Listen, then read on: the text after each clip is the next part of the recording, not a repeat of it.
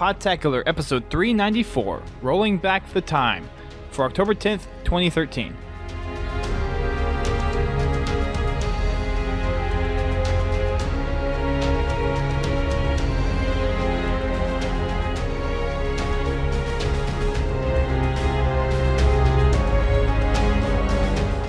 Hello, ladies and gentlemen. Welcome to Podtacular, the unofficial Halo Universe podcast. I'm your host, Duststorm. And I'm your other host, Brent Gamer. And we are back with another week of exciting Halo news. Somewhat, maybe not as exciting now with some of the stuff that has happened over the last 48 hours or so, but we're here to cover the bulletin and some of the stuff around Halo 3, since it's released to the general public, at least for those who have gold, is within 6 days. It's going to be lots of new people coming to Halo, and really, I'm really interested to see how many people are going to A, come back, or B, be new to the whole Halo 3 experience, because there's definitely plenty of people now that are playing Halo 4, or maybe they started in Halo Reach, that have never experienced Halo 3, and arguably Halo 3 is kind of the pinnacle of Halo multiplayer. Wouldn't you say so, Brent?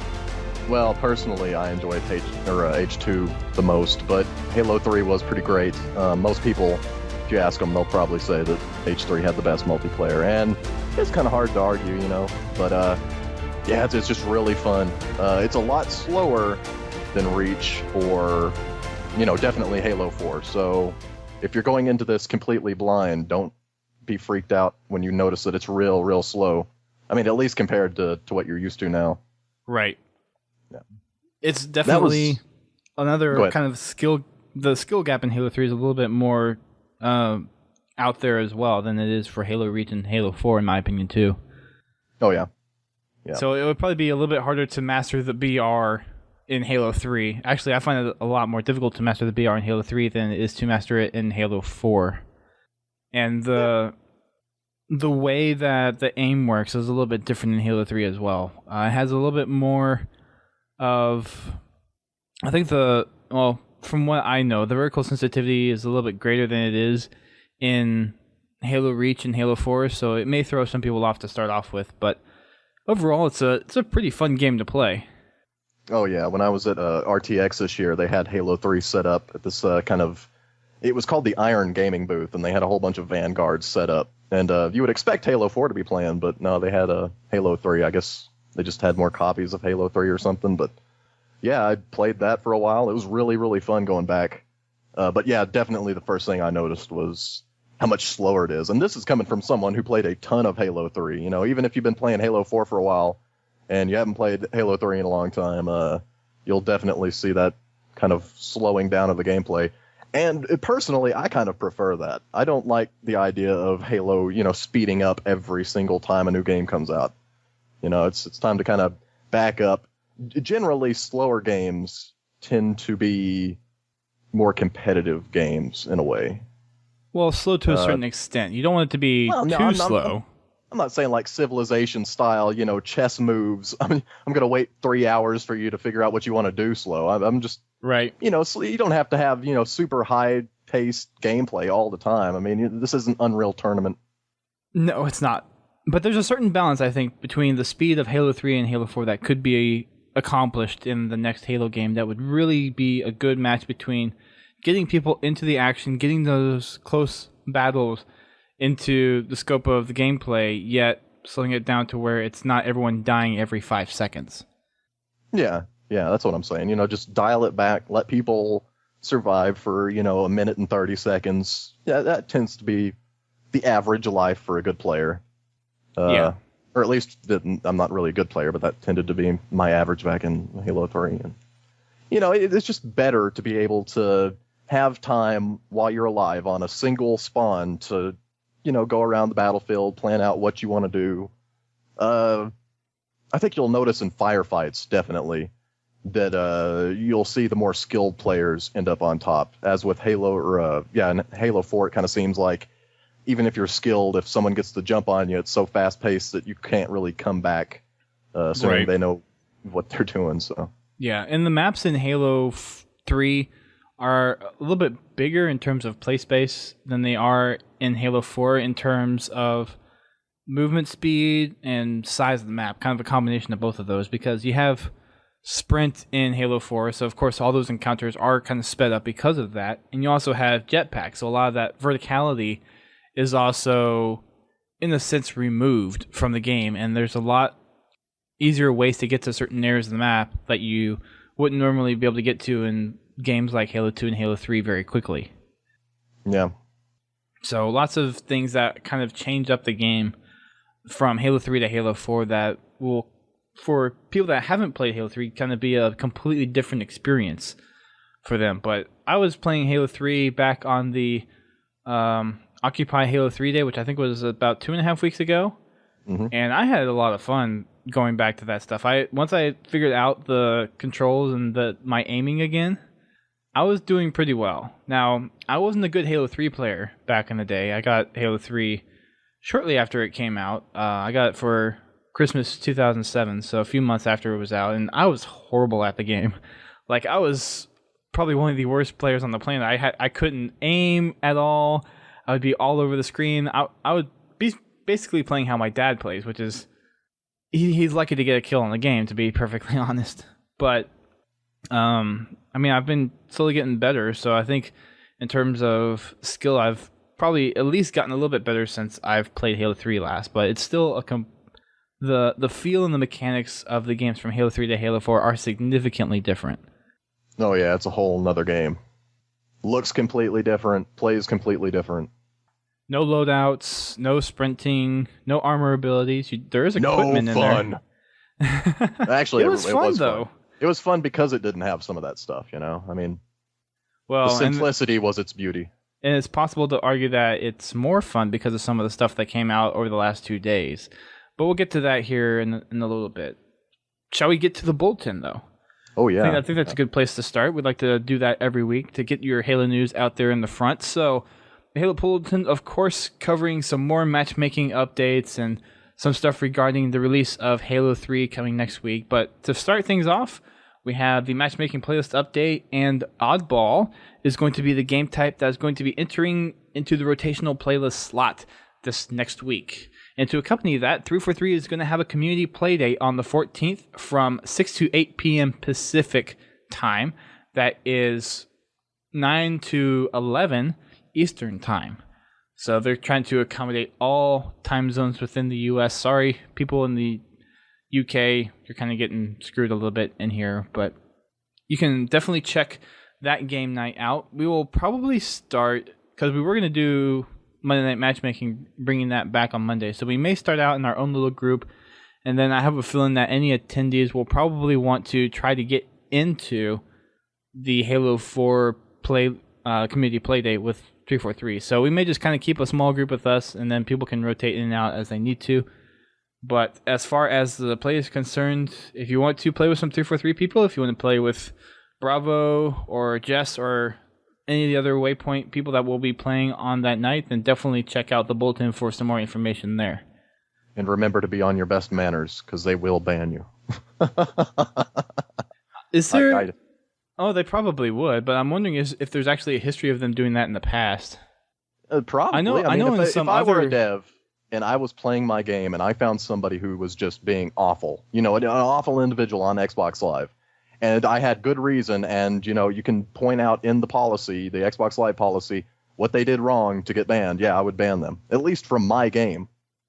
Yeah, that's true.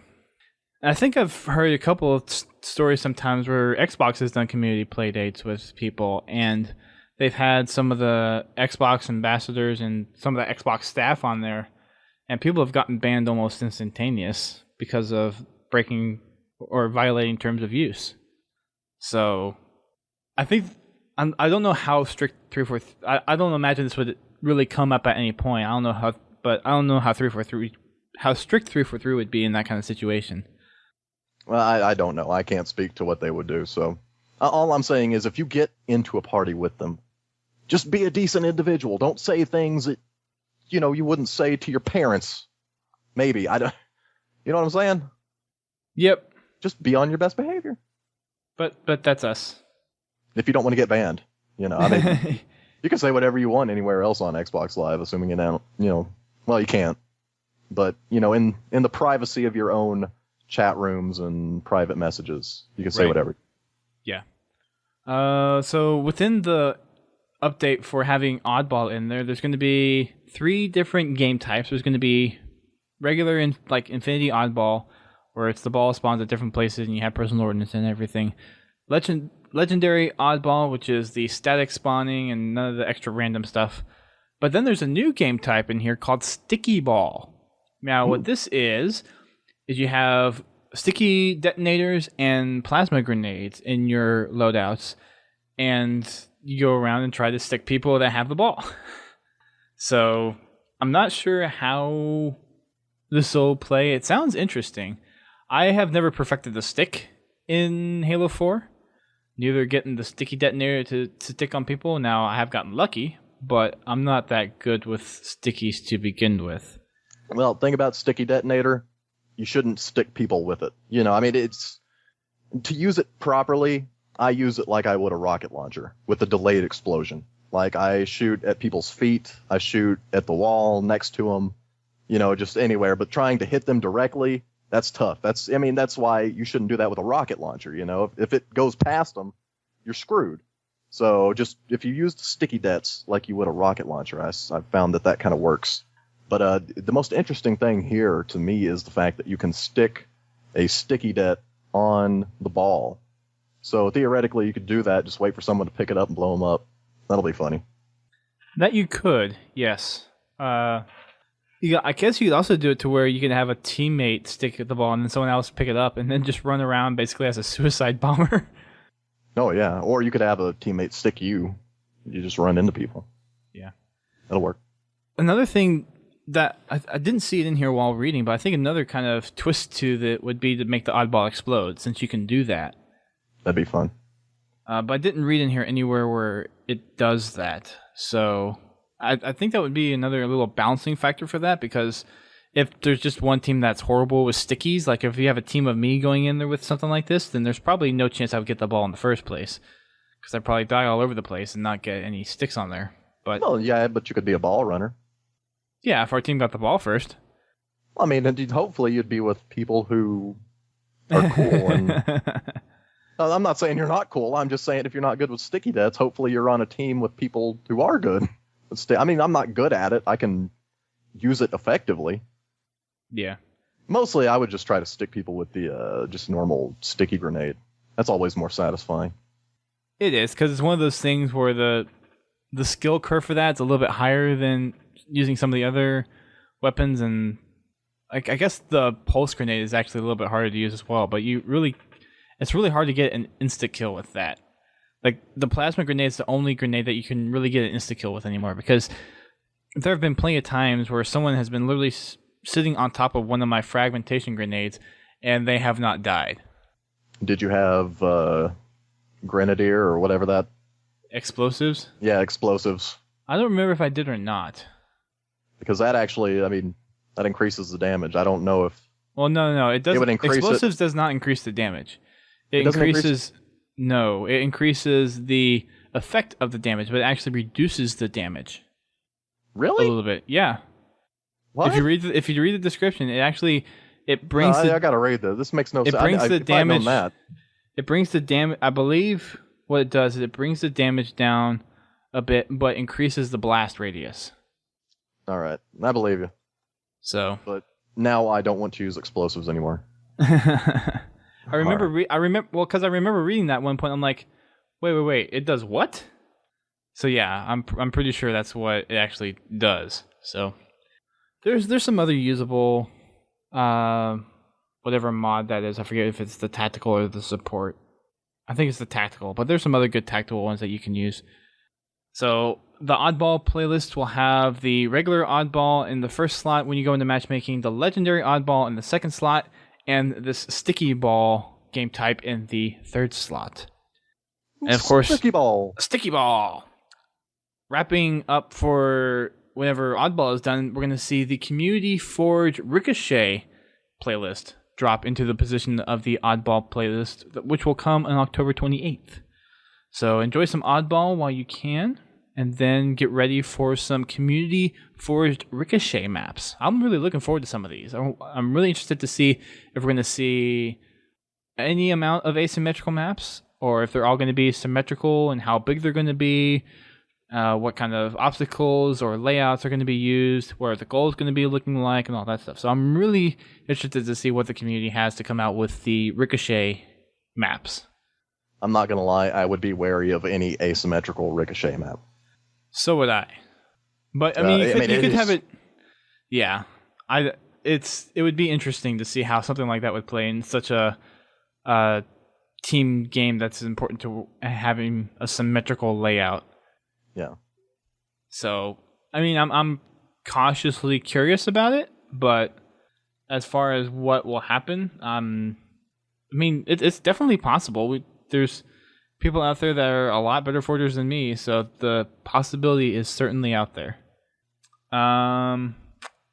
Moving on through the bulletin, we already covered the play date that they're going to be doing next week.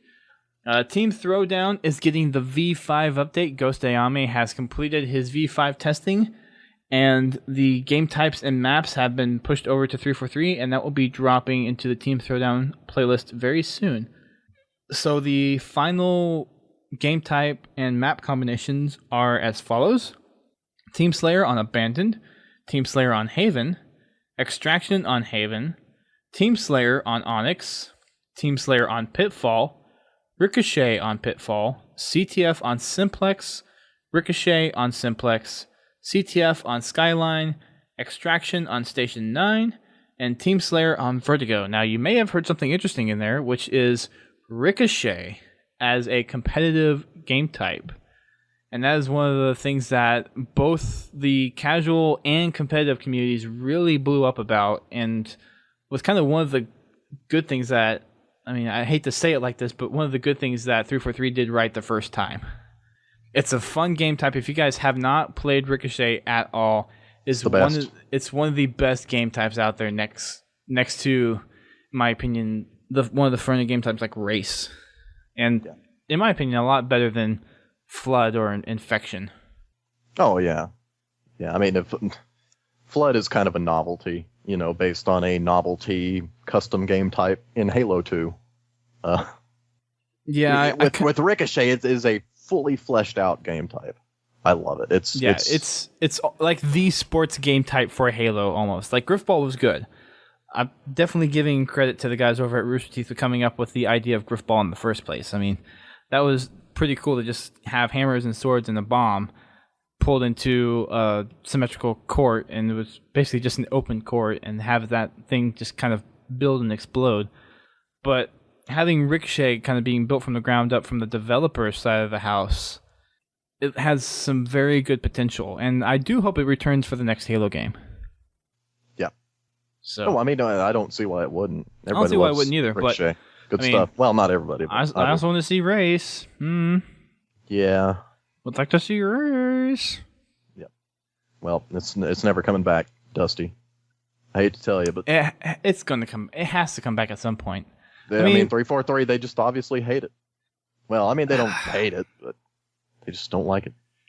I mean, modders have gone out and made the game type, and it's apparent that some of the assets were already in the game to begin with. So it's something that they were thinking about. And then they said nope. Well, and that same guy who said nope is going to say nope again. That's the problem. I certainly hope that they change their mind and at least look at it, because half of the, I think I said this on the last podcast, half the work's already, or no, it was someone else I was talking with, but half the work's already done because the game type's already out there. They just need to pull the game type and finagle with it for a little bit, wrap some official plastic on it, and then kind of sell it out there and say, hey, we have a new game type. Because I remember a good part of custom games from Halo 3 and Halo Reach were racing. Wait. Can you throw a ricochet ball from the back of a mongoose? Ooh. I would assume you could. If you could do it in oddball, then I'm pretty sure you'd be able to do it in ricochet. Yeah. Oh, man. I'm sure somebody's already came up with that game type, but I want to play it now.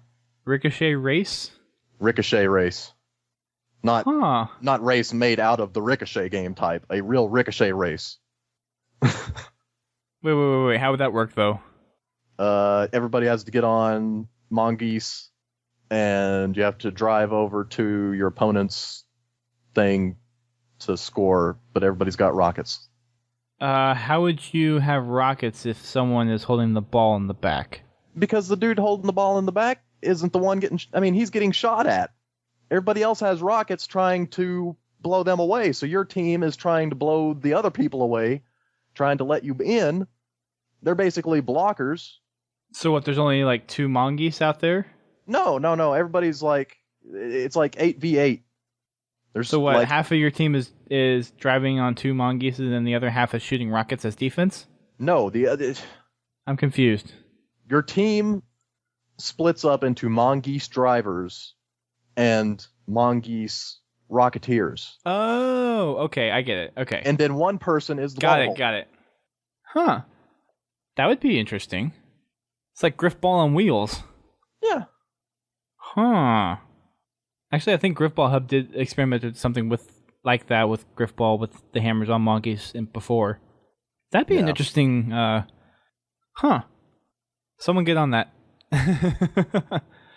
Yeah, that'd be an interesting thing. But yeah, race. I think race still needs to come back in a native race format, not this Ricochet custom finagled one that they were talking about in last week's bulletin. Which, I mean, it's cool and everything, but when there's a modded game type out there that works perfectly well and is a lot more identical to the race that we've had in Halo Reach and kind of Halo 1, I'm gonna tend to lean more towards the modded game type. And I know modded game type content's not supported officially, but it's still something of worth noting that someone has gone out there and proven that you can do it, and with some of the stuff, obviously, that was already built into the game.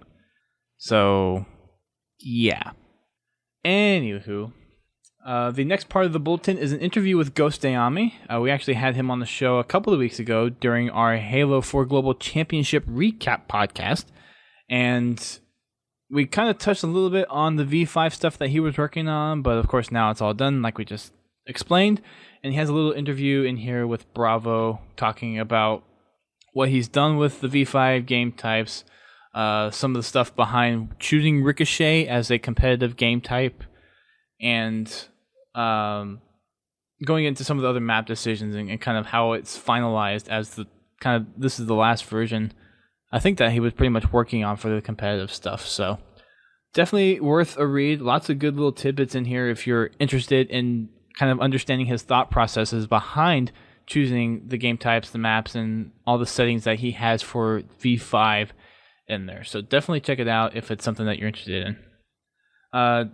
It's also important to note that when the updates do come out, the Team Throwdown playlist will have the first voting slot will be an objective game type. The second one will be filled with the Team Slayer game type, and then the third one will be random based off of the map and game type combinations I listed earlier. Next in the update, Games for Gold Halo 3 comes out on October 16th and is available until the end of the month on October 31st, which is Halloween. So Halloween. Well, it is. So we have, if you have Xbox Live Gold, and you'll be able to grab Halo 3 for free on the 16th. Now, the population numbers are already starting to grow back in Halo 3, and it's a subject of a topic which we'll talk about here in a few minutes, but the Halo 3 population numbers have actually surpassed that of the Halo 4 population numbers, believe it or not. But we'll talk about that here in a few minutes. We mentioned last time that Major Nelson said they were talking with Bravo and some of the other 343 folks about kind of trying to update the playlists, but they've actually come out and said because of the legacy hardware and implementation that they're running with, they cannot actually change any of the playlist stuff. But they are coordinating with Xbox to make sure that the infrastructure is going to be able to handle the flood of people back into the Halo 3 matchmaking system, but all the playlists are still going to be there as they currently are today. So I believe there's like 6 or 7 playlists within these social, about I think maybe 5 or 6 in the ranked, and then there's the 7 on 7th, which gets you the bonus experience points. So the longevity of Halo 3 continues. And there's a nice little Halo 3 FAQ that they link to in the bulletin as well that answers a lot of the questions behind what you're going to need in terms of DLC, how much DLC costs, and all that good stuff. And it's actually nice to see that the DLC prices have actually dropped from what I said they were last time. So, of course, the Heroic Map Pack and the Legendary Map Pack are both free. Oh, no, sorry. Legendary is not free. The Heroic Map Pack's free. Cold Storage is free. And there's still the 3 other map packs, but the Legendary Map Pack is $2. The Mythic Map Pack, the first Mythic Map Pack, there's actually 2 of them, is $5, and then the second Mythic Map Pack is $10. And if you haven't played Halo 3, that is actually a total of 13 DLC maps that you get with Halo 3. So that is if you buy them all. So definitely check that out. Go get the DLC, at least grab the free ones. Gotta catch them all. Gotta catch them all, indeed. Some of the playlists, of course, are going to require DLC. Some of them are not. You're going to have to check out the FAQ for which ones are and which ones are not requiring DLC, but there are a lot of them that do. So as far as I can tell, Rumble Pit, Social Skirmish, Action Sack, Team Mythic, Social Big Team, and 7th on 7, which are social playlists, require DLC. And then under the ranked playlist, Team Doubles, Team Snipers, MLG, and SWAT all require DLC as well. So I believe that leaves very few playlists that you can actually play without DLC. And they actually have a list here. Just saw that. That's the Lone Wolves, Team Slayer, Social Slayer, and Multi-Team are the playlists that do not require DLC. I don't know if that's something they can change. I don't know if that's one of those like legacy technical limitations that it'll be hard to go in there and alter the playlists. I know that if I were 343 and I didn't want to do something because I didn't think it was worth the money, I would just say, "Yep, legacy tech," and just laugh and walk away. Legacy tech. I wasn't gonna say that, but yeah, it's either them not really having anyone that has the expertise on that, or maybe they don't know how to access the legacy systems because that was kind of under Bungie's control to begin with. Or, I mean, there may be some technical limitations on how the matchmaking server was actually written. There are the occasional circumstances that software and technology like that just cannot be upgraded in a timely manner. And timely investment and spending money on that kind of thing is probably not in a good time frame of what they want to spend their time on. So it is what it is. A lot of the playlists are still there, and you're looking at spending like $16 on 13 maps if you want to think of it that way. So it's a pretty good deal. Yeah, when everything is said and done, it's good stuff. But I still personally think that they should have just bundled all of the DLC for $10. Just said, you want all this DLC? $10. $10 straight up, or you can buy it, single packs for like $5 a piece. Like it makes no sense. But here's another thing: you could go to your local GameStop and pick up a copy of ODST for $15, or maybe $10 if you're lucky. Yeah, if you're lucky, that's what I'm saying. You just bundle all of the DLC for $10. That way, you make the whole point of putting your game. I know that defeats the purpose of having Halo 3 for free. No, that's what I'm saying. The purpose of having it for free is so that they can make money off the DLC. I mean, that's the entire point of this program. Microsoft goes to developers and says, hey, nobody's buying this game that you have. It's too old. But people will buy your DLC if we give them the game for free. And they're like, yeah, we want to make more money off this game, in our DLC that we spent money on, creating. So, I mean, that's the point. If they just gave you all the DLC for $10, I think a lot of people would jump. Well, a lot of people, I think, are already jumping on getting the game free anyways. Well, yeah, that's what I'm saying. But then you make money off of people that want to buy your DLC, and I think $10 is like the right price point for all of it. I mean, the idea of scaling how much you're charging for a map pack based on how old it is, for a game that was already, 7 years old at this point. Yeah. Well, if you look at it, too, eventually Bungie made the Halo 2 DLC free. I really think the reason why they didn't make all the Halo 3 DLC free at some point was because Microsoft had control at that point, and it was already starting to transition to Microsoft when Halo 3 came out.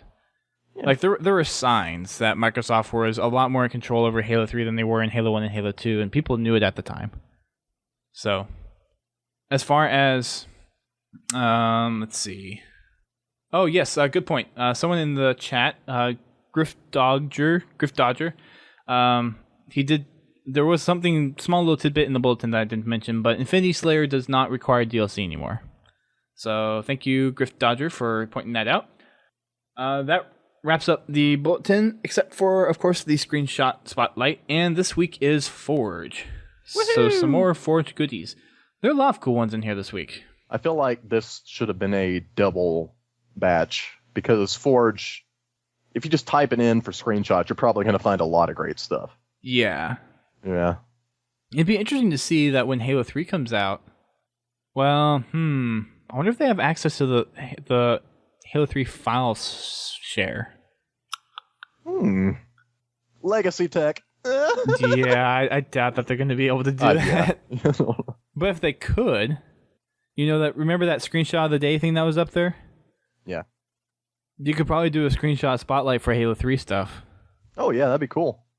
Because I mean, Halo 3 had some of the most amazing screenshots in there. I think simply because of how hard it was to get some of the shots that was in there. And of course, it was theater for the first time. So that was another kind of big ooh-ah piece of Halo 3. But I would like to see, like, if it's possible, which, I mean, the whole legacy tech thing might come up, but if it's possible to see a screenshot spotlight featuring Halo 3 screenshots. Man can dream. Well, dreaming can become reality in this case. That's what I'm saying. A man can dream. Yep. Let's see. For me, I like the Jurassic Park for Rampage. I just how that is coordinated and set up. I really like that one. Infected's an interesting one, just with how it's kind of put together. Goose of War is another good one. Risen, and there you go. Reclaimed Halo. He's back again. It's been a while since we've seen some of his screenshots, but he's back here up on the screenshot list this week. Yeah. But yeah, those are kind of my top favorites. What about you? I personally like Fluttershy by No Agony. I do too, but yeah, that's my favorite. Yeah, I like that one. I like Vastet by Xenopsych. It's Forge art, some kind of. It might be some sort of anime reference that I don't get, but it's pretty cool. Some kind Looks of like cat thing. Yeah, cat thing with holding wings. like he's about to do a Kamehameha wave or something. I don't know what. Kind of does look like it. He's building up a fireball in his hands or something. Shoryuken! Oh no, that's Hadouken! Hadouken! Shoryuken is the Dragon Punch. Oh, I wouldn't know. Yep. That's just me. Anywho, that's the bulletin for this week. So, check it out. Check out Ghost Diamond's interview. Lots of good little tidbits in there behind the V5 stuff, if you're interested. And, of course, we will be waiting next week's anticipated bulletin. But, moving on to some other big topic discussions within the Halo universe. We have, of course, the big hubbub about AGL switching from Halo 4 to Halo 3 for their AGL 10 Indianapolis, which is coming up within, I think, like 3 weeks or so. I forget the exact dates. I think it's the first weekend in November, but I could be off by a week. So there was a poll that went out on the AGL Twitter, and it was one of those is like you like for one thing and retweet for another. Well, the staggering results was people wanted to see Halo 3 played more competitively than Halo 4. And a lot of competitive players are not very fond of what 343 offered with Halo 4 matchmaking. And in some cases, rightfully so. But the big thing that a lot of people have problems with is this such short notice change. And after everything that 343 has done for AGL, for them to just back off of Halo 4 completely, especially after the Halo 4 Global Championship, and just say, nope, we're done with Halo 4, we're going to Halo 3, that's where people want to be, and that's what we're going to support. From a business standpoint, makes sense. But when you've been given so much advertisement and help from a developer like that, and you just kind of go and say, nope, adios, I don't want any help from you anymore, it's kind of one of the reasons why Halo is dying a little bit, in my opinion. it's one thing to want something of a past Halo experience that, in most people's minds, which it's better. And I mean, I tend to agree. There are a lot of aspects from Halo 3 and some of the previous Halo titles that are a lot more desirable and a lot more to the core experience of what Halo is than some of the stuff that we got in Halo 4. But to completely make a short-minute change like that, and for all the teams that registered to play Halo 4 and say, nope, we're doing Halo 3 now, is kind of a dick move in a way. So a lot of stuff has been blowing up on Twitter. And I mean, it's their right, though, to choose what they want to play. True. I mean, you're going to play what you want to play.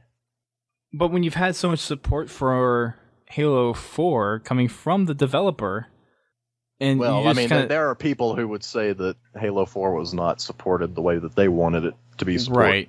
Right. And yeah, there's a bunch of stuff going on Twitter recently, and I've been in quite a few Twitter chains over the last 48 hours or so.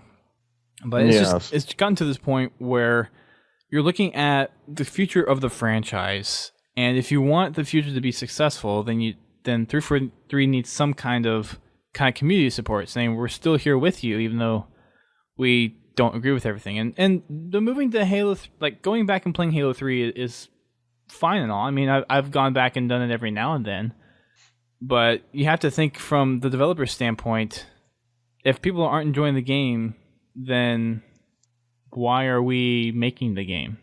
And that comes down to, well, I mean, so that's a test of their diligence and kind of faith in the product, because they've had a lot of feedback with people from the competitive side and the casual side of Halo come back and say, this is not the Halo that we knew and grew and loved back when Bungie was doing it, and things need to be changed.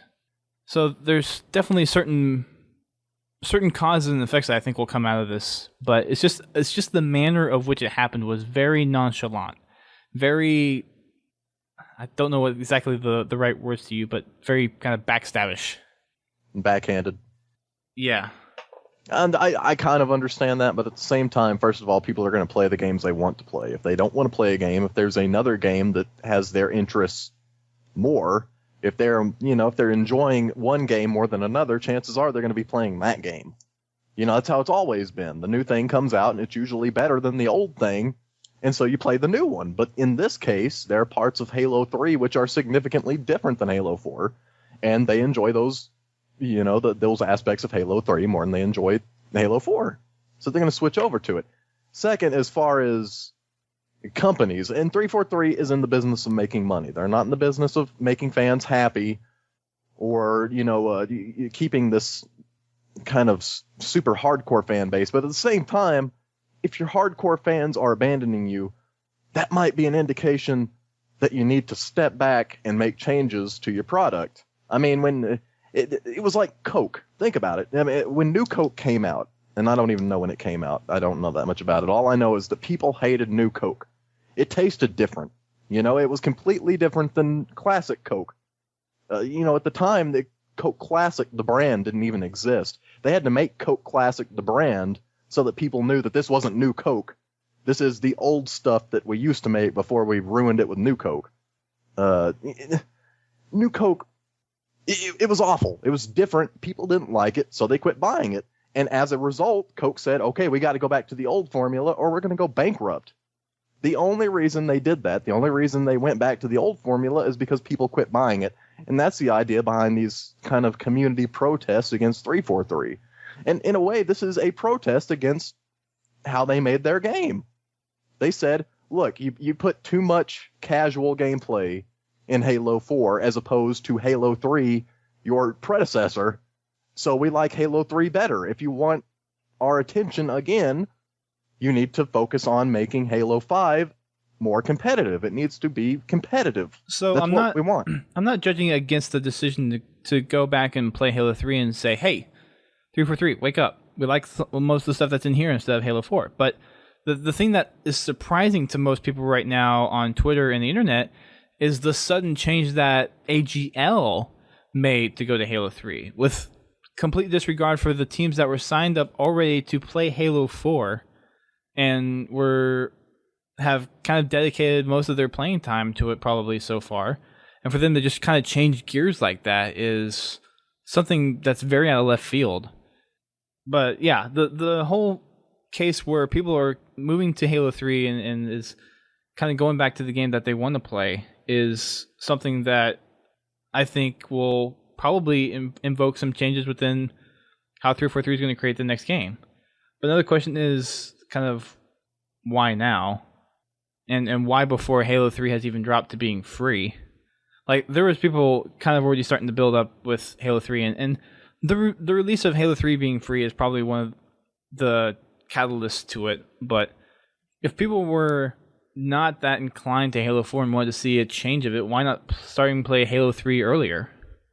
I don't know. Just one of those little thought things. All I can think of is the fact that Halo 3 is becoming free. But, I mean...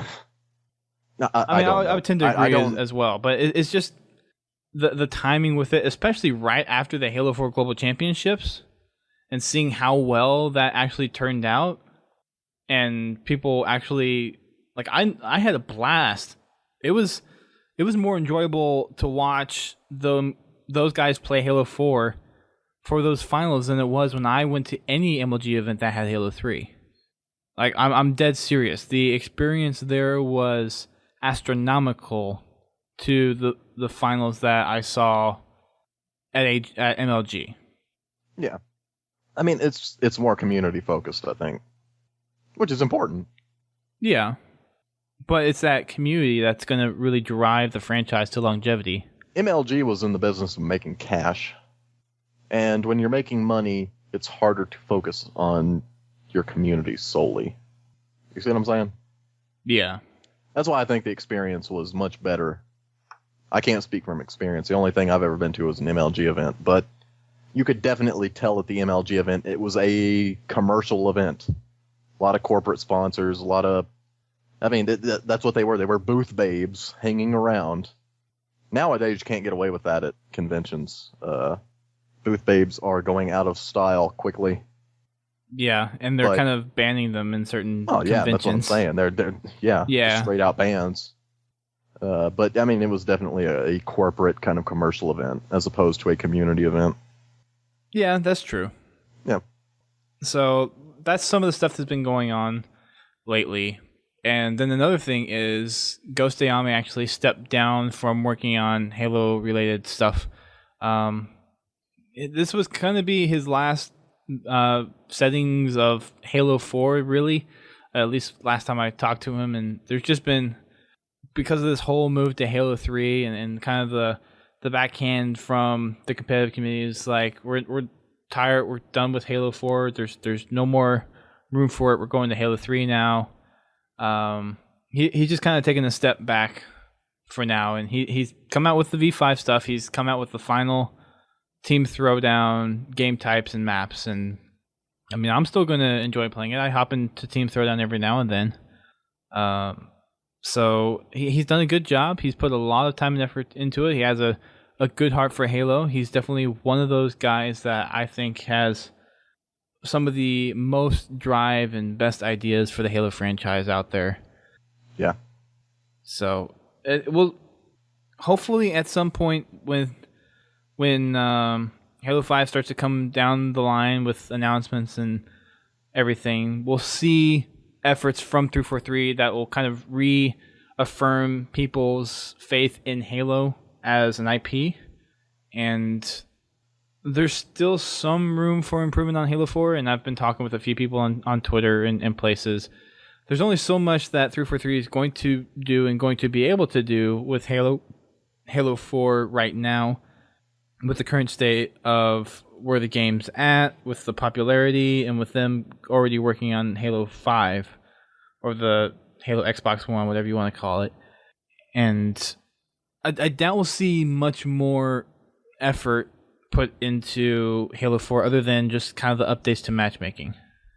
And I'm assuming at some point that has to stop as well, because there's a stopping point for Halo 3 where the playlists were not updated anymore, and there was a stopping point for Halo Reach for a little while until 343 kind of picked it up and started changing that stuff around with the title update and everything. So I think we'll see some kind of slow down here. Maybe at the end of the year, when they have this kind of whole rotational map, this rotational playlist stuff already set out, we may see a slowdown there. But as far as kind of impacting the future of Halo, a lot of stuff needs to change for Halo 5. A lot of the stuff that was in previous Halo games, a lot of stuff, the functionality and core assets from Halo 3, or core kind of features, functionality, gameplay mechanics need to come back. And there's some elements from Halo Reach and Halo 4 that can remain. I think I'm a proponent for a sprint. I don't think it breaks the game that much. It breaks if you're a Spartan, you should be able to sprint, and there's a few other realism things that don't really work out. But I think sprint is one of those things where it makes sense in Halo and it works, and it's in every other FPS that you play. So it works in those, and so I think it would work in this kind of situation too. But there's a lot of the armor abilities that need to be taken out, a lot of the mods and the options to have personalized loadouts and the ordnance, and there's a whole laundry list of things that just need to be changed from Halo 4 to make it kind of bring back the glory days of Halo in a manner of speaking. Glory days. So here's to hoping that they can actually implement something on which the community wants, because they're obviously listening to the community. They obviously have the best interests of the community in mind. We've seen that throughout the stay of Halo 4 with the title updates and everything that they've done with the competitive stuff, the CSR with what they've implemented there. So they're definitely listening to the community. They want to do and want to appeal to the community's requests and demands, but it's just a matter of, okay, can they actually do it for Halo 5 and can they do it right? I don't doubt their listening abilities. I doubt their abilities to actually come through and make a product that people are going to want. And the more and more that we actually get into Halo 4's lifespan, the more and more that that home run of a hit that Halo 5 has to be in order for Halo to really continue on as a AAA title. Quadruple A. Quadruple A? Yeah. They made that distinction a while back. There are now quadruple A titles. I'm sorry, they're not a quadruple A title. Quadruple A. I mean, who makes that determination? If that's self-imposed, then that means nothing. Well, I mean, whoever came up with the AAA title, that's self-imposed. I mean, they're all self-imposed. By somebody, I mean, somebody in the gaming journalism movement or whatever. Yeah, but if you ask like a big game journalist what a AAA, if they can think of certain AAA titles, then they would definitely be listing off games like Call of Duty, Forza, Halo, and would Killzone. You consider Saints Row 4 a AAA title? I've never played it, so I don't know. Well, it made a whole bunch of money, but at the same time, I wouldn't put that in the same category as like Half-Life 3. Well, if defining a title based on how much income it gets, then yeah, Halo 4 is definitely among. I mean, income is usually a pretty good indicator of. Have you seen Halo 4? Have you seen it? Yeah, but I'm saying it's not an awful game. It's a good game. It has problems compared to the other Halos, but it's still good. If you ask a hardcore Halo fan who's been around for a while, who's really passionate about it, they'll tell you, and I would be one of those people where it's like, compared to the other Halo games, Halo 4 is between mediocre and good. It's not a bad game. It's not a horrible game. It's a good game. What about comparing Halo 4 to Spartan Assault? Well, they're two completely different genres of game. Yeah, but they're in the same universe, and obviously Halo 4 is the better game, so Halo 4 is superior. Well, what about Halo Wars? And great. Oh, yeah, it's better than Halo Wars. So, I don't know. There's just certain things with categorization of games, and calling Halo 4 a quadruple A title just Would you say that Halo 4 is better than Halo ODST? I mean, just the single player and firefight experience. Story-wise, for the campaign, ODST definitely beats Halo 4 out of the water. Firefight versus Spartan Ops? The only reason, the kind of the big reason why I wouldn't say Firefight for ODST was because it was so laggy. So in that case, I would have to give it to Spartan Ops. But the campaign for ODST, out of all the campaigns in the Halo franchises, that one is still the best campaign out of all the Halo games, in my opinion. So, well, what about Spartan Rank? You didn't get that in Halo ODST, huh? No. And everybody loves Spartan Rank. True, but there's a kind of a halfway done implementation in Halo 4. It's not really what people wanted. I mean, people don't really go look up their CSR that much anymore. I mean, yeah, it's a cool little thing that's there, and if you want to go look at it every once in a while, sure. But I mean, as people were saying, if it's not in the game, then people really aren't going to go out of their way to look at it and compare it to other people like you would in Halo 3. I mean, Halo 3, the rank was there, so you knew who you were going up against. And at the end of the game, you knew how well you were playing compared to other players of that similar skill. And you could expect whether you would be going up or going down, where with the current ranking system, you wouldn't know until about 2 or 3 games later whether or not you actually ranked up or ranked down from 2 or 3 previous games ago. Yeah, I think that Spartan Rank should have been Universal CSR. We're going to have several podcasts talking about certain features and functions that need to be brought back and which ones need to be taken away. And we'll probably have those around the December-January time frame. But I mean, is it really a rank if you can just advance without possibility of demotion? So think about it. I mean, the whole point of leveling, at least in Halo 2 and Halo 3, was that you could lose your level. That was why it was a better example of... Well, you could use level in Halo 4 rank. You couldn't lose in Halo 3. You got up to a certain point, and if you fell down below that, then that was your rank, is what you maxed out at. Yeah, I'm saying the ranks that you can see in Halo 4. You can't see. Well, there are no ranks that you can see. That's in what Halo I'm saying. 4. All you can see is Spartan rank, which is just, that's just experience. It's completely different. Right. What I'm saying is your Spartan you got rank, through that so quickly. Like there wasn't even the point to having that ranking system in there in the first place because of how quickly people were able to go through it. That's what Especially I'm saying. with the double XP codes. But imagine if you could get to 130, but in the meantime, like every match you lost would take you down a notch. Like in theory, you could be at 130 and lose a ton of matches, go back down to Spartan rank 1. So the Spartan rank is an interesting thing because it kind of plays off of the idea of what they did with Reach, where they could get people in there and you can keep on ranking up despite of how bad you were doing. But I think if they actually had a proper ranking system in there, not because if you it kind of how it was done with Halo 3 in a way, because you could rank up and you could be like a level 15 or so and you would still be ranking up, but you're ranking up on a separate tier based on the experience that you got. And then if you actually went up another level, then you actually get a new higher rank. So Halo 3, I think, had kind of one of the best implementations so far that we've seen, where there's a skill-specific rank and then an experience-specific rank. So I think something like that would be kind of essential for Halo 5, if you think about it. Yeah. So lots of things to talk about when it comes to features and assets that need to be brought back to really instill that core Halo experience that everyone's come to know and love through all the Halo games up through, we'll say, Halo 3. And there are definitely certain aspects with Halo Reach and Halo 4 that you could take in and incorporate into the next Halo game that would still keep the core Halo experience there.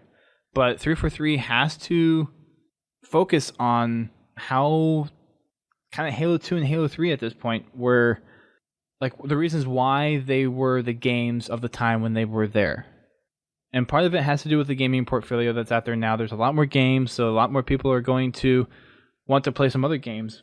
But there's got to be something there that will keep people coming back. Dating sim. Like I've been saying. Yeah, I think they'll only hit a very, very niche market. Yeah, what I'm saying is that's the niche market. That's the one you need to target. Japan. That's where you're going to find your fans. Yeah, I Let's appeal to the core Halo crowd before we go on to kind of getting some other members, shall we? I'm saying if you're looking for new fans, you have to hit the biggest demographic that has absolutely no interest in your product currently. And right now that's Japan. The Japanese have traditionally they don't like FPS games at all. I mean, American games have trouble breaking through in Japan. But Yeah. I think Halo is a franchise that they would like better than Call of Duty. Generally, the Japanese enjoy sci-fi more than they do military realism. It's just fact. Yeah, it is. Yeah. Well, I mean, look at Final Fantasy. Yeah. But the real issue with all this, on a serious note, is the fact that the core audience, the core gamers of Halo, are the ones that felt deserted and felt cheated with the Halo 4 experience. More so than Reach for a lot of people. So there's a lot of things that just 343 needs to work on and make sure that they're in the game from the gate out and not be something that they're trying to backfill or kind of experiment with. And during several Twitter conversations today, the notion of Halo 4 being the Halo 5 beta came up quite a bit. And Halo 4 shouldn't have been that way. There's no reason to have a quadruple A title be a beta for a future game. That's just unacceptable. Yeah.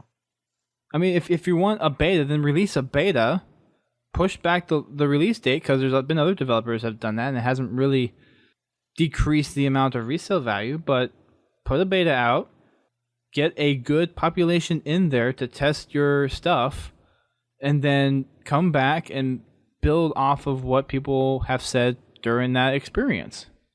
It's as simple as that. Having a beta for Halo 5 is almost a must at this point. And I'm not talking about a private beta where, yeah, they had a beta for Halo 4, but it was a private one, and while they had a good majority of people in there, it wasn't publicly known, and it wasn't able to be publicly critiqued.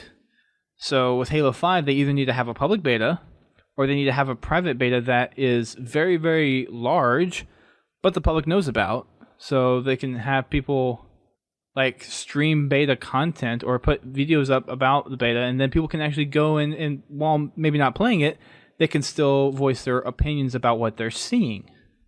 Because having a closed-minded thing like that is killer. And if you look at some of the other Microsoft products that they do, they have pre-release builds of Windows and Office that people take a look at, and they kind of go back and then they make tweaks to it. Well, do the same thing with a beta for Halo. Whether it's by invite or something, or if it's a public beta, a beta needs to be done, and it needs to have public knowledge. Yeah. Because if you want the best sampling of what people are going to expect out of the game, and to help increase its longevity, then the beta is the best way to go. And I know it takes time and resources to build custom versions and custom builds of the game in order to support the evaluation and the support of a beta, but I think at this point it's worth it more to have the beta than it is not to have the beta. No, yeah. So, in terms of PR, and I mean, even if you didn't lose any fans with Halo 4, let's just assume that. They didn't lose anybody. I don't think they gained any fans with what they did with Halo 4. And with every new release of a product, I think that you should try to increase your fan base. And generally, that's what happens with each new release of a game. The numbers go up. The thing is, though, you have to you got to be careful when you're defining fan base, because Halo 4 is the best-selling Halo title in terms of sheer numbers. But how many would you consider those numbers to be fans of the game? Probably not many. In terms of percentages. I'm saying with Halo 4, people were buying a product from a developer that they didn't know whether or not they were going to be able to make a good Halo game. They didn't know what they were getting into when they bought Halo 4. I mean, when you bought Halo 3, you knew it was going to be a good game if you liked Halo 2 and Halo 1, because they were all from Bungie. You knew the developers. But with this one, nobody knew what to expect. We didn't know what to expect from 343. And so you have all these people who just want to buy a Halo game. A lot of those people don't even... I bet a lot of people who bought Halo 4 didn't even know that Bungie didn't develop it. I'm talking about just Joe Blow gamer, just somebody who doesn't get on internet gaming sites, who just plays video games. And I mean, they don't check the cover. They don't care who develops the game. They just know that that's a game in the series they like, and they want to watch it or play it. I mean, I was going to make the allegory. It's like a movie. A lot of people don't care who the director is. They don't care who the production studio is. They just know that if it's a movie and a franchise they like, they're going to go watch it. I mean, with the first X-Men movies, X-Men 1 had a completely different director, I think, than X-Men 2 did, and then X-Men 3 had Brett Ratner. Like, I mean, 3 different directors over 3 movies in the exact same trilogy. Nobody, I mean, the people who watched X-Men, they didn't care who directed those. I mean, other than the hardcore fans. But it was the same deal with Halo. I mean... Yeah, even though you have the 343... Even though you have the 343 logo splashed across the screen when you launch the game, a lot of people still thought Bungie was making Halo. Well, yeah, but these are the same people who didn't even know what a Bungie was. I mean, they just saw it at the beginning of their game, and they're like, yep, that's Bungie. Like, these are the kind of people who don't care about who makes a game. They just care about the game. And I think a lot of people, they got Halo 4, and it wasn't up to par with the stuff that Bungie put out, so they're just going to quit buying those games. And from Halo 4 to Halo 5, I think that's when 343 is going to get the message that they need to change what they've done. Right now, 343 hasn't suffered any financial setback for making Halo 4 the way it was, other than maybe decreased DLC sales. And the thing about DLC sales, you never know how many people are going to buy DLC for a game after they've bought it. I mean, that's just impossible. But, I mean, you can gauge how many people bought your first game, which is Halo 4 for 343, and then how many people bought the sequel, which will be Halo 5 from 343. And if they see a decrease, they're going to be like, yes, we're losing money. We have to change. And that's why I'm saying complaining about stuff right now about Halo 4, it's not going to get through to 343 because they're not facing financial setback. But when Microsoft sees that their bottom line is decreasing, you know, from one game to another, I mean, when you finance a game like Halo, a quadruple A or quintuple A title or whatever we want to call them, generally you expect more money from the next game than you made from the last one. That's just the Call of Duty effect.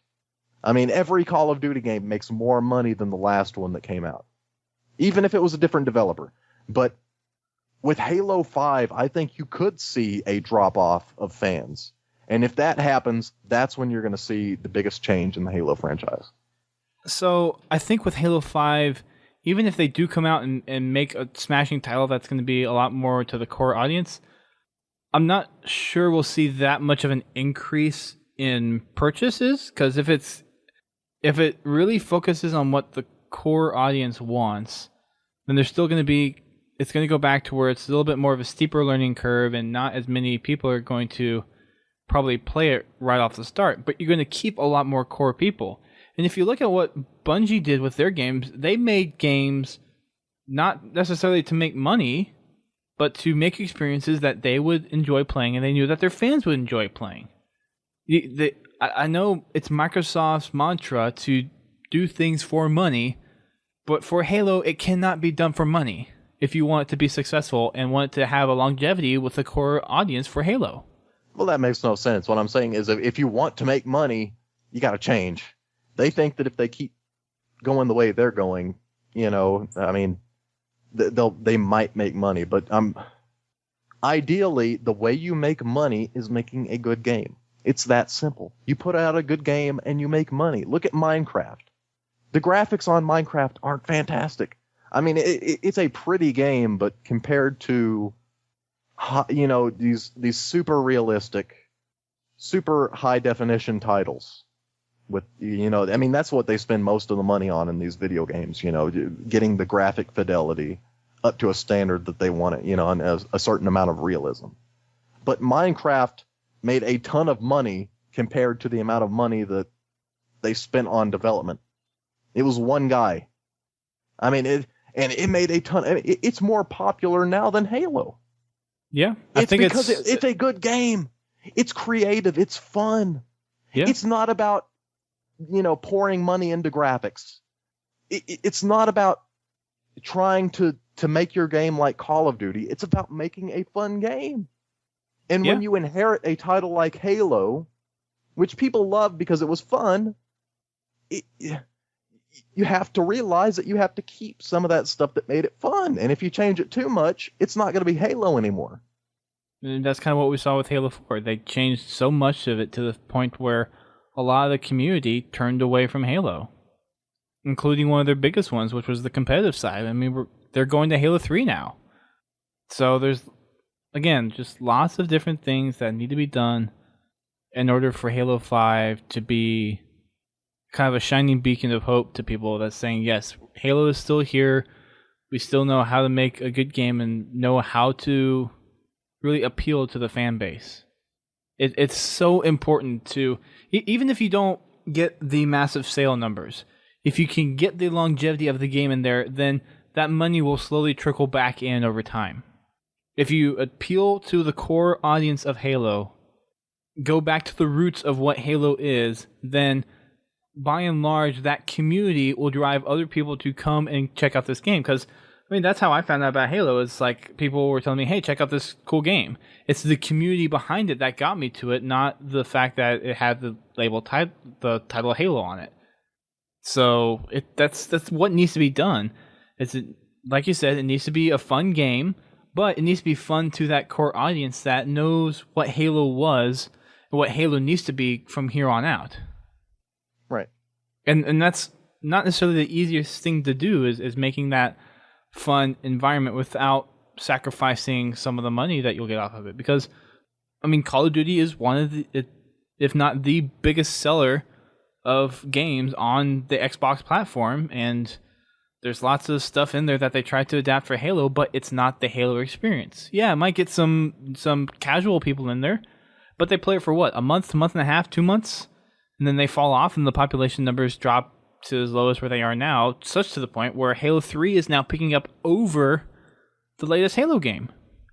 So you have to appeal to the core fan base of Halo, the ones that are passionate about Halo, like Brent and myself here, and quite a few others that are in the community, and some of which have deserted Halo 4 already.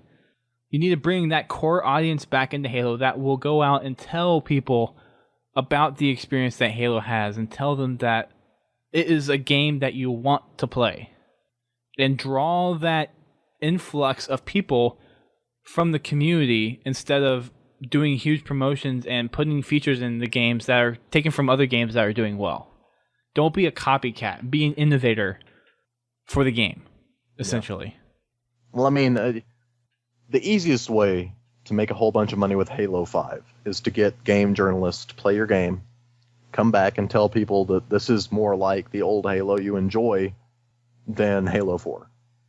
There are still aspects from Halo 4 that people liked, the advancements. I mean, when they made Halo 4, there's a lot of cool stuff they added that people enjoy. I mean, I enjoy the stances on my Spartan. I enjoy the fact that they're more custom, my Spartan's more customizable. The idea that multiplayer kind of has a story now, like it makes sense in that universe. It's taking place on a holodeck. Like all that stuff's cool. There's stuff that they can keep from Halo 4 and put it into Halo 5, but still roll Halo 5 back into that classic gameplay that people enjoyed from 2 and 3. Yep. Lots of little things that can be taken from Halo Reach and Halo 4 that can be kept within the Halo franchise, but a lot of at least the multiplayer mechanics from Halo 3 need to come back. Like all this extra stuff, like the stances are nice, the challenges are nice, the extra the armor and emblems and set, those are all fine and dandy. Those are all purely aesthetic and external to the game experience. But what really is the problem with most people is those in-game multiplayer mechanics, not the extra little tidbits, the actual in-game experience. And that's what needs to be radically changed and kind of reverted back to what it was in Halo 3 and keep some of the little tidbits from Halo Reach and Halo 4. And one of those, like, for example, one of those would be Sprint, in my opinion, to keep that in there. So lots of things to consider, lots of things to listen to the community about, and it's just a matter of what is 343 going to do and what are they willing to risk in order for that core population of Halo to come back and say, yes, this is the Halo that we knew and loved. You guys have nailed it on the head. This is the formula that you need to stick with and what you should have done with Halo 4. We are more than happy to come back. That is what needs to happen. Yep.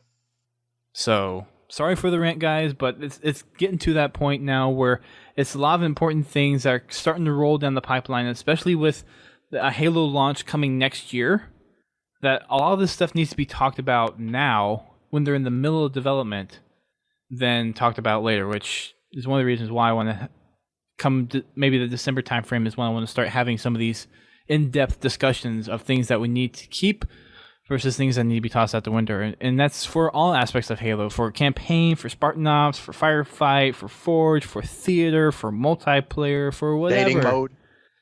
Dating mode for Brent. Dating mode.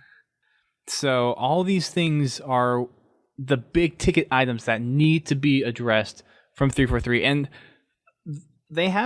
I'm pretty sure they have the willpower and the consciousness to listen to the community, and they've already shown that they have. It's just a matter of their ability to choose correctly what the community is asking for, interpreting those cries and pleas for bringing back that Halo experience, and then producing a game that will appease the core fan base and then in the end make it deserving of a quadruple A title. All right, if I worked for 343, I'm a Halo fan. I love Halo. If I worked for 343, the highest point of pride I could achieve is if somebody said about the game that I developed, this is a better Halo game than the Halos that Bungie created. If anybody said that about my game, if I could get a general consensus that my game is better than the Bungie Halo games, that would be an incredible feeling of pride for me. You know, I mean, because that's a big deal. To supersede your master, to overcome when the pupil beats the master, that's that magical moment. And I think that 343 needs to get there. They need to get into this mindset. We need to make a better Halo game than Bungie ever made. And even if they fail, even if they can't do it, having that mindset, that's what's going to propel the Halo franchise. Because it's not enough to just come to par with what Bungie made. They need to overcome that. They need to work towards a community that loves their games as much or more as the Bungie games. I mean, that's what I would work towards if I worked at 343. Now, I'm not saying they're not doing that, but they need to. I just feel like these older game developers, back in the 90s and early 2000s, you have these studios with people who are basically flat broke.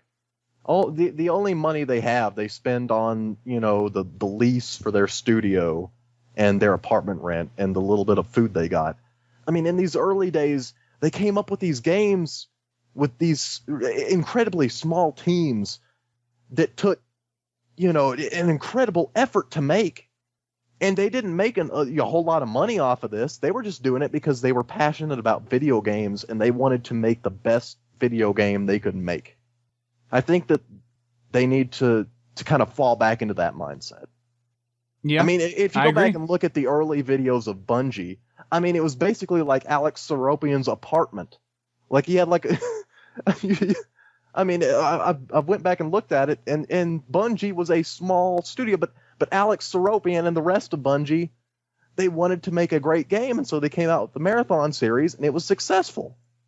I'm saying they need to have that same kind of entrepreneurial spirit. They need to try and make a better Halo game. They need the journalism outlets, NeoGAF, every single Halo fan to say Halo 5 is better than Halo 1, 2, 3, and 4 in Reach. Yeah, and that's where it needs to get to in terms of, well, I don't think it'll be a clear smash out with Halo 5, but it needs to be close. It needs to be freaking close. It's arguable that it will never be as popular as Halo 3, but there are certain things that 343 can do to make Halo 5 the experience that people will kind of go back and say, I remember feeling this in Halo 2 or Halo 3. I like this. Those kind of moments need to come out of their next game. I want to feel like I'm playing a Bungie title when I'm playing Halo. Because that's what Halo was. Halo was a Bungie title. When I play Halo 4, there are parts of Halo 4 that you can obviously point at and say, no, this is something Bungie wouldn't do. This is something that... Soundtrack. Sorry, Neil. And that's what I'm saying. It needs to simultaneously feel like a Bungie-made game, but something that Bungie would have made themselves better. But you can still have kind of... I wouldn't necessarily say it needs to have the Bungie feel. It needs to have the feel of Halo, but there's still the little twists and things that 343 can kind of splash in there a little bit. But it needs to be just like droplets and tiny splashes, not this big tidal wave of changes that they came out with Halo 4. I think they can do it. Yeah, I think if a public beta would have come out, they probably would have gotten a better reaction of what people thought of the functionality that they were implementing in there, and probably would have had the forethought to say, oh, we need to back off of some of this stuff because people don't like it. I want to make 343 an offer on the podcast right now. If you're listening, 343, send us, well, don't send it to us. I mean, however you have to get us there. Let us play the alpha build of Halo 5, and then we'll critique it. We'll be able to find out what it is about Halo 5 that we enjoy and what we don't like. But Dustin and I are obviously the only two people qualified to make this assumption, to make that kind of judgment. I think there's a few other people out there, just saying. I mean, Ghost Diam is definitely more qualified than we are. I mean, come on. He's worked on the competitive settings for crying out loud. But yeah, it does need to have a beta, and it needs to be a fairly large beta. Yeah. And if it's not public, then it needs to have public visibility in it and need to allow people that are playing in the beta to release footage for people to analyze. I know Microsoft's about all its corporate secrets and things, but if you really want the Halo franchise to be successful, then a beta with public recognition needs to be established and put out. Like anyone who says the Halo 4 beta wasn't even there was a beta for Halo 4. It was a very closed and private beta, but there was a beta. Cool people only. Cool people only. Yeah, I mean, but there needs to be the beta that comes out for Halo 5 needs to have at least public recognition and be large enough to have a full representative sample of what the community as a whole thinks. Because, I mean, I'll admit offhand, I'm probably considered a community leader among Halo people, but I don't know what everyone wants. I have a good idea of what everyone wants, but I don't know all the nooks and crannies of what everyone wants. And you're not going to get that with a handful of 3,000 people that are considered community leaders. You need some of those other fans of Halo that aren't necessarily up there in the leadership position that have some of those minor opinions to really come in and critique the game. And I think, at least from the perspective, if you don't want to do a public beta like that, at least have a private beta that has public viewing of it and have people release videos of it so they can at least watch what's going on and they can see some of the stuff and comment on it that way, not necessarily get their hands on it. But I still think even a public beta, though, would be beneficial to 343 as a studio for judging how they need to proceed with Halo 5. Or bring us in. Either one. Bringing us in, I mean, that would be cheaper, but... Yeah, so I think that will end our rant for the night. I love ranting. It's fun. Yeah, well, I mean... of course, you know us. We're just a bunch of sheeple. We love 343. We're drinking the Kool-Aid, obviously, over here. We're in bed with 343. No, not really. But it's lots of... Okay. There's lots of things, though, with the upcoming Halo title, though, that needs to be considered. And if you guys have ideas, which I know you do, I want you to send them in. Send them into our email submission address, and we will talk about it. We want to know what everyone thinks of this. And while we have a good idea just from passing of Twitter and social posts on forums and other places, if you want your voice heard, you need to post it somewhere. And a good place to do that would be the Waypoint forums, the Go Beyond forums if you're there.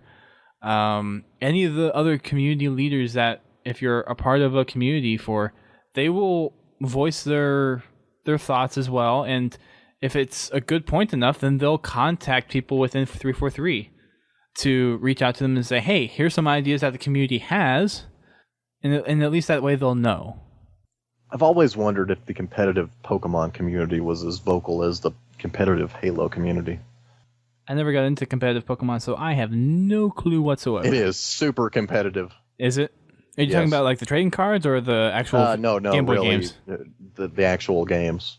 The Game Boy games? The actual video games. No, I mean, it's not the Game Boy anymore. It's the... Well, like on the Wii? DS. No, not on the Wii. I'm talking about current Pokemon. I mean, it's like with Halo. Sorry. I think of DS as Game Boy because it's the evolution of the handheld. So sorry. Yeah, but it is completely different. The series. I don't know why. I mean, I wish that they had named the DS the Game Boy. If they had named it like Game Boy 3 or whatever, it would have been way. Game Boy DS, Nintendo DS, Game Boy DS. Sorry, I still think of those as Game Boys because that's where they started, was with the Game Boy, and they just kind of went on from there. It's the evolution of their handheld. Yeah, but their original handheld, their first handheld video game, was a Game & Watch. That's what it was called, a Game & Watch, and it had like 2 screens. It was like a Tiger Electronics game. So, technically, Game Boy should have been called Game & Watch. Boy, I don't. Wow. Fun facts for the gaming community. And a little bit tidbit of Pokemon for a little while. So. Well, I mean a little while, but I'm just saying, Pokemon's coming out Saturday. Way more important than anything that's going on in Halo, so. Debatable.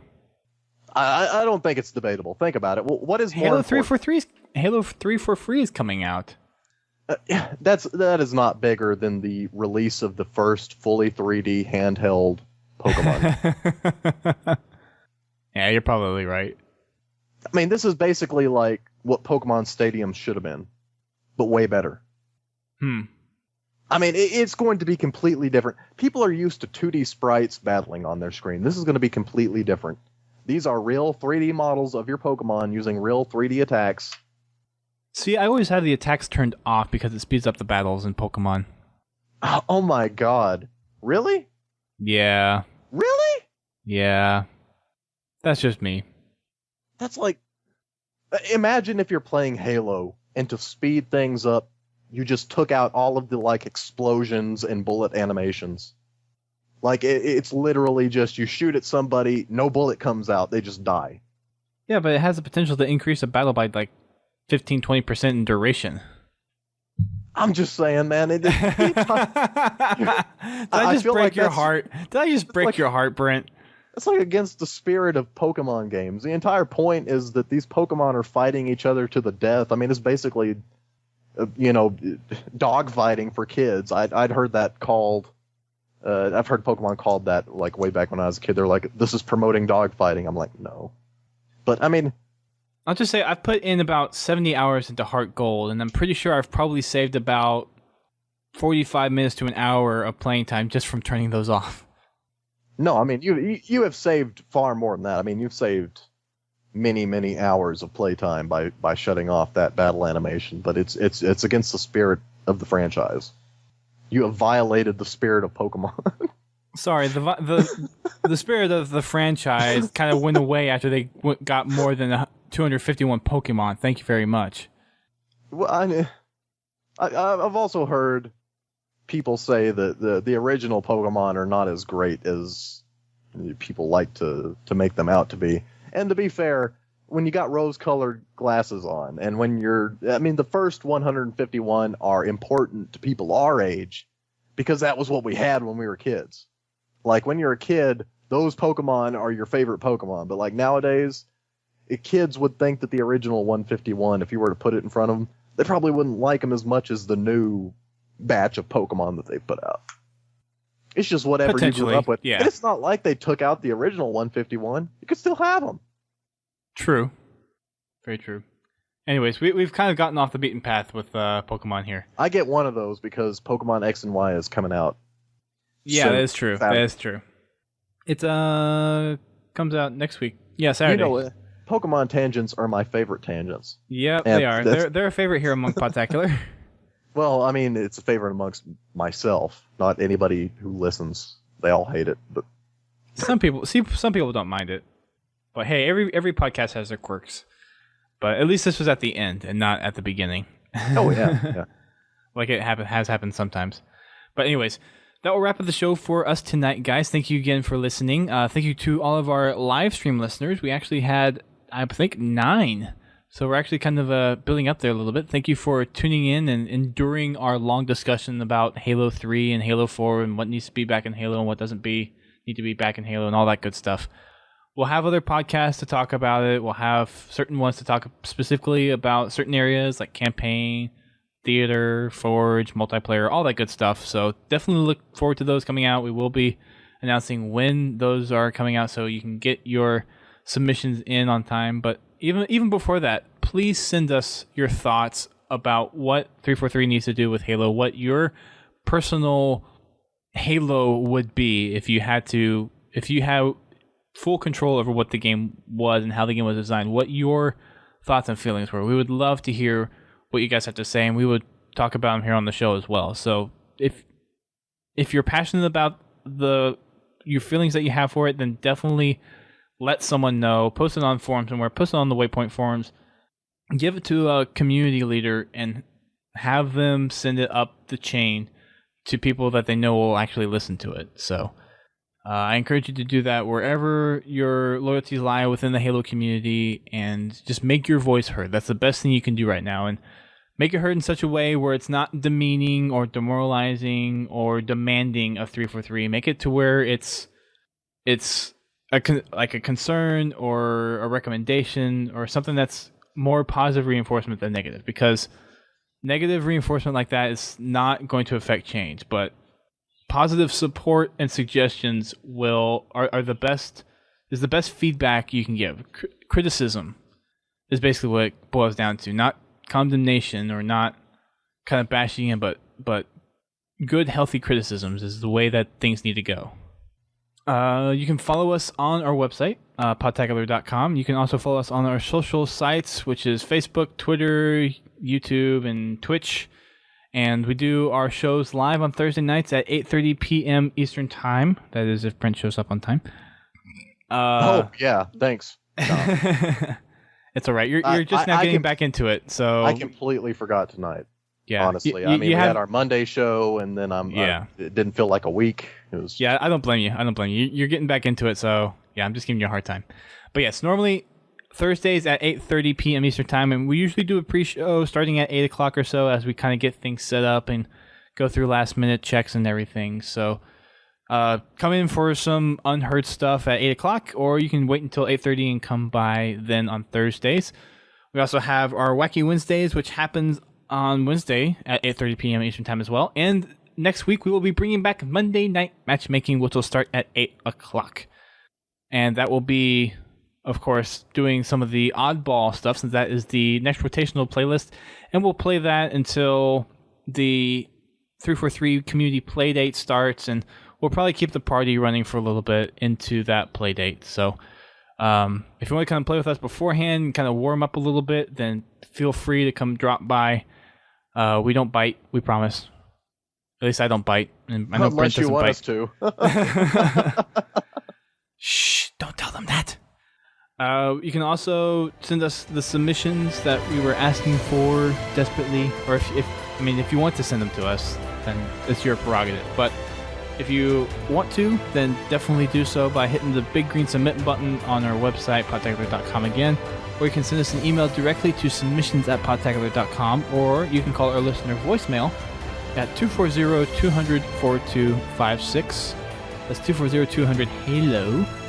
So definitely check out one of those avenues of letting us know what your guys' opinions are, what 343 needs to do with the game, what your ideal Halo game would be. We would love to hear what you guys have to say. So, Brent, again, it is nice to have you back on the show, good sir. Hopefully you will not have an extended absence with us again, unless, of course, there's a dire emergency, in which case, understandable at that point. But thank you for... I mean, I'm just back. Yeah, like, you don't have to back. keep thanking me for being back or being happy that I'm back. I'm just back. He's back. He's it's like back, he ladies used and to be. gentlemen. Yay! So, until next time, ladies and gents, keep it real. See you online, and keep on fragging now in Halo 3.